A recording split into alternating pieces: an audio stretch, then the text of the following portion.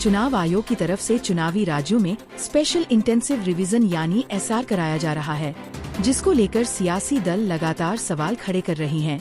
इस वक्त उत्तर प्रदेश में SIR अभियान आखिरी दौर में है। जल्द ही फाइनल वोटर लिस्ट जारी कर दी जाएगी, लेकिन इससे पहले बड़ा खुलासा हुआ है, जिससे यह साफ हो गया है कि कैसे समुदाय विशेष के लोगों के नाम कटवाए जा रहे हैं। और अब इस पर कांग्रेस ने बीजेपी और चुनाव आयोग को घेर लिया है। तो क्या है पूरा मामला, जानेंगे इस रिपोर्ट में। उत्तर प्रदेश में SIR अभियान के दौरान बड़ी धांधली का मामला सामने आया है, जिसका खुलासा होने के बाद चुनाव आयोग सवालों से घिर गया है।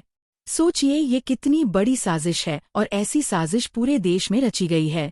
साफ है SIR के जरिए नरेंद्र मोदी और चुनाव आयोग मिलकर वोट चोरी का विपक्ष तो पहले से ही SIR के जरिए लोगों को उनके वोटिंग अधिकार से वंचित करने का आरोप लगा रहा है, और अब विपक्ष के दावों पर मुहर लगती दिखाई दे रही है।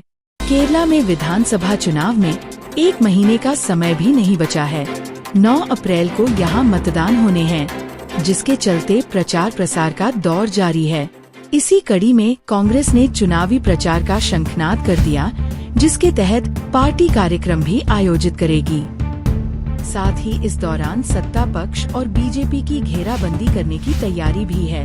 वहीं इस प्रचार में कांग्रेस के कई दिग्गज शामिल होने वाले हैं। महाराष्ट्र की राजनीति से इस वक्त बड़ी बयानबाजी सामने आई है, जहां शिवसेना UBT नेता संजय राउत ने प्रधानमंत्री नरेंद्र मोदी पर तीखा हमला बोला है।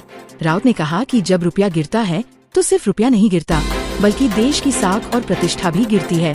उन्होंने PM मोदी के पुराने बयान की याद दिलाते हुए सवाल उठाया कि जब कांग्रेस सरकार के समय रुपए की गिरावट पर मोदी हमला बोलते थे, तो अब डॉलर के मुकाबले रुपया 100 के पार जाने पर सरकार और वित्त मंत्री चुप क्यों हैं?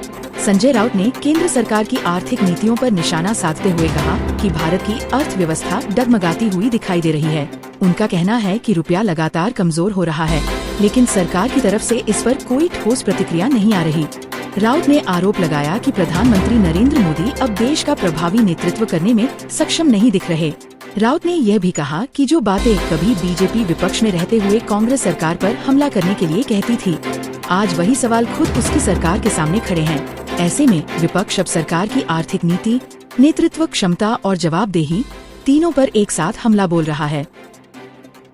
युद्ध तो है, आज युद्ध है, कल तो युद्ध नहीं था ना।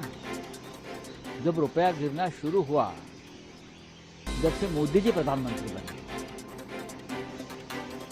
कंगना ने मीडिया में बयान जारी कर राहुल गांधी को टपोरी कहा था। अभिनेत्री का कहना था कि जिस तरीके से राहुल गांधी संसद में व्यवहार करते हैं, तो ऐसा लगता है कि गली का कोई टपोरी हो। संसद में मौजूद हर महिला उनसे असहज महसूस करती है। उन्होंने राहुल गांधी को प्रियंका गांधी से तमीज और नैतिक मूल्य सीखने की सलाह दी थी। कंगना के इस बयान का विपक्ष ने जमकर विरोध किया। और किसी को भी तू ऐसे करके तू तड़क करते। एक समय पर आपको नशे की बुरी लत थी, आप नशे में रही और उस नशे का असर सालों बाद भी आज लग रहा है कि जा नहीं रहा। उनको एक दिमाग के डॉक्टर की जरूरत है, क्योंकि उनकी कंडीशन लाइलाज होती है।